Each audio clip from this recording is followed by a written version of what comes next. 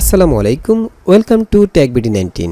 ভিডিওর থাম্বনেল দেখে নিশ্চয়ই বুঝতে পেরেছেন যে আজকে আমরা ভিডিওতে কিভাবে ক্লোন ইফেক্ট অ্যাপ্লাই করা যায় সে বিষয় নিয়ে আলোচনা করব। হ্যাঁ, ঠিকই ধরেছেন, আজকে আমরা শিখব ইডিএস দিয়ে কিভাবে ভিডিওতে ক্লোন ইফেক্ট অ্যাপ্লাই করা যায়। তো কথা না বাড়িয়ে চলুন ভিডিওটি শুরু করা যাক এবং সেই সাথে চ্যানেলটি সাবস্ক্রাইব করে আমাদের সঙ্গে থাকুন।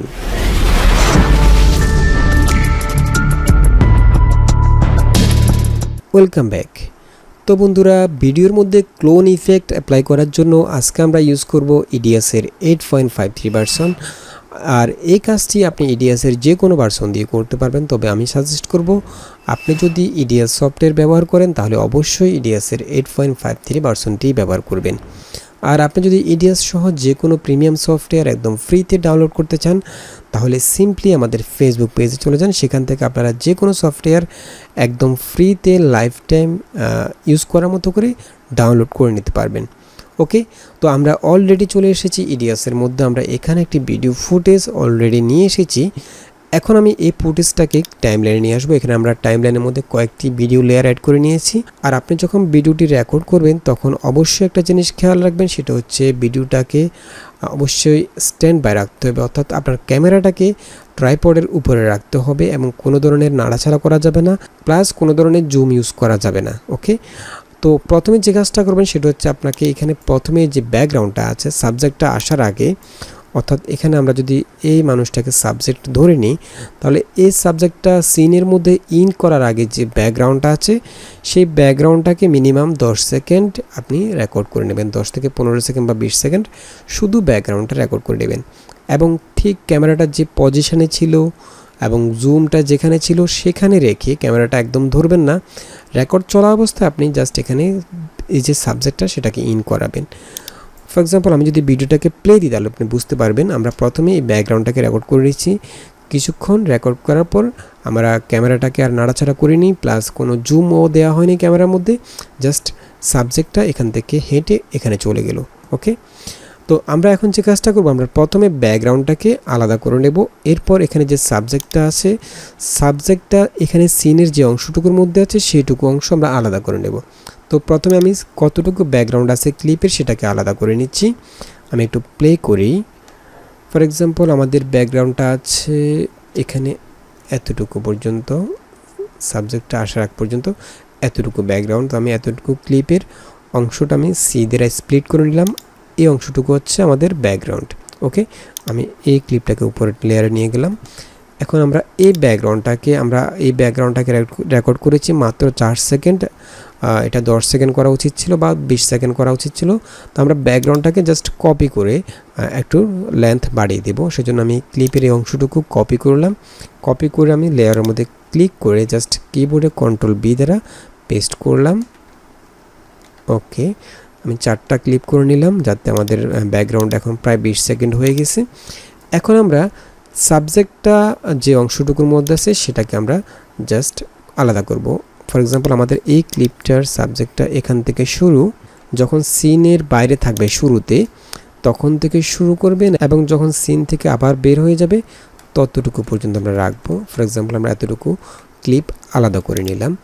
এখন আমরা এই ক্লিপটাকে আমরা যে নিচে ব্যাকগ্রাউন্ডটা যে লেয়ারে বসাইছি সেই লেয়ারের উপরের লেয়ারে এনে ট্র্যাক করব। আমি উপরের লেয়ারে রাখলাম। ওকে, এখন আমি যদি একটু জুম করি, একটু জুম করলাম, এখন আমাদের এই সাবজেক্টটা বাইরে থেকে এদিকে চলে যাচ্ছে। ওকে, তো আমরা এখান থেকে আরেকটি ক্লিপ নিব, সেটা হচ্ছে যখন সাবজেক্টটা বাইরে ছিল সেখান থেকে শুরু করে সাবজেক্টে যখন স্ক্রিনের বাইরে যাবে অর্থাৎ যাওয়ার আগ পর্যন্ত। ফর এক্সাম্পল ঠিক এতটুকু আমি রাখবো। ঠিক এতটুকু অংশ আমি সি দ্বারা স্প্লিট করে জাস্ট কপি করলাম অংশটুকু। এই অংশটুকুকে আমি এর উপরের লেয়ারে পেস্ট করব। ফর এক্সাম্পল আমি এটাকে এখান থেকে পেস্ট করব। আমি চাচ্ছি এই সাবজেক্টটা যখন এখান থেকে এতটুকু চলে আসবে তখন এখান থেকে আরেকটি সাবজেক্ট আসবে। তো আমি সেজন্য লাইনটাকে ঠিক যেখান থেকে পেস্ট করতে চাচ্ছি সেখানে রাখবো। ফর এক্সাম্পল আমি এখানে রাখবো। এরপর একদম উপরের লেয়ারে অর্থাৎ আমরা একদম নিচের লেয়ারে ব্যাকগ্রাউন্ডটা ইউজ করেছি, এর উপরের লেয়ারে সাবজেক্টটা ইউজ করেছি। সাবজেক্টের লেন্থ ছিল যখন সাবজেক্ট একদম বাইরে ছিল সেখান থেকে যখন স্ক্রিনের বাইরে আবার চলে যাচ্ছে ততটুকু পর্যন্ত। এর উপরের লেয়ার আমরা ড্র্যাগ করব হচ্ছে সাবজেক্টটা যখন বাইরে ছিল সেখান থেকে সাবজেক্টটা স্ক্রিনের বাইরে যাওয়ার আগ পর্যন্ত। ওকে, এতটুকু পর্যন্ত।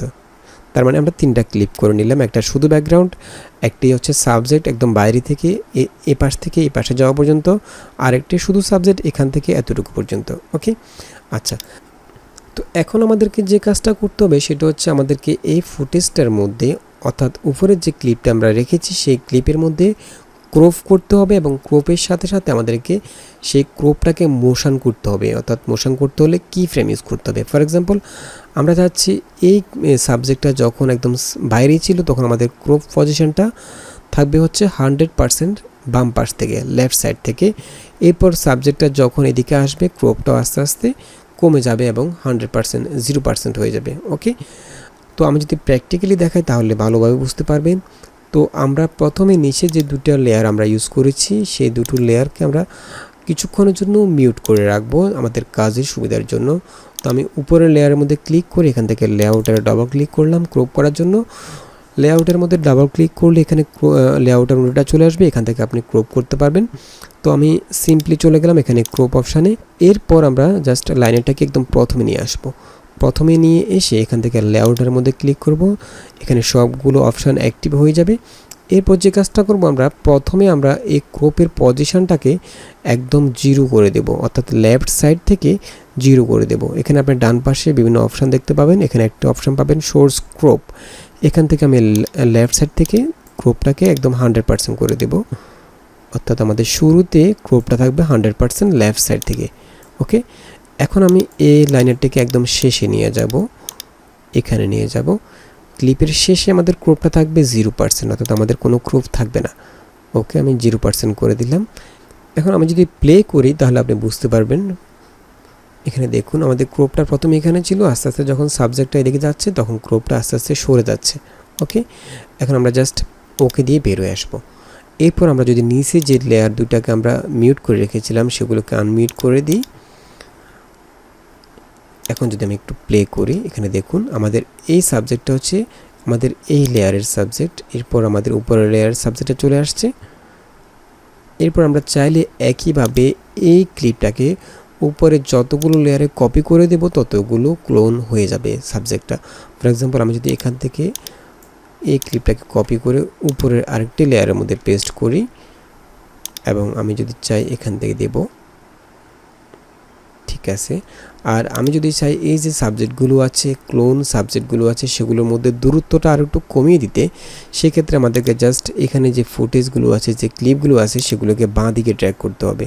ফর এক্সাম্পল, আমি যদি এগুলোকে আরও কাছাকাছি এনে দিই তাহলে আমাদের এই যে সাবজেক্টগুলো সেগুলো আরও কাছাকাছি চলে আসবে। ওকে, এখন আমি যদি প্লে করি, ঠিক আছে, আমি আর একটু দূরত্ব বাড়িয়ে দিচ্ছি, এতটুকু রাখলাম।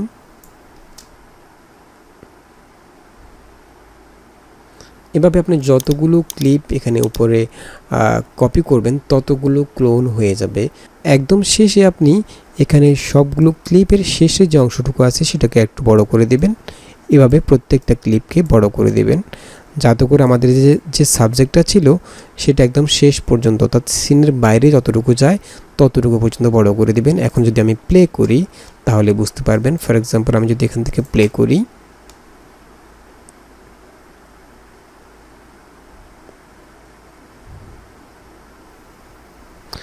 ওকে, তো বন্ধুরা আশা করি বুঝতে পেরেছেন ভিডিওতে কিভাবে ক্লোন ইফেক্ট ইউজ করবেন। আর আশা করি ভিডিওটি ভালো লেগেছে। যদি ভালো লেগেই থাকে তাহলে অবশ্যই একটি লাইক দিয়ে দিবেন, শেয়ার করবেন, এবং দেখা হবে পরবর্তী ভিডিওতে। সে পর্যন্ত ভালো থাকবেন, সুস্থ থাকবেন। আল্লাহ হাফেজ।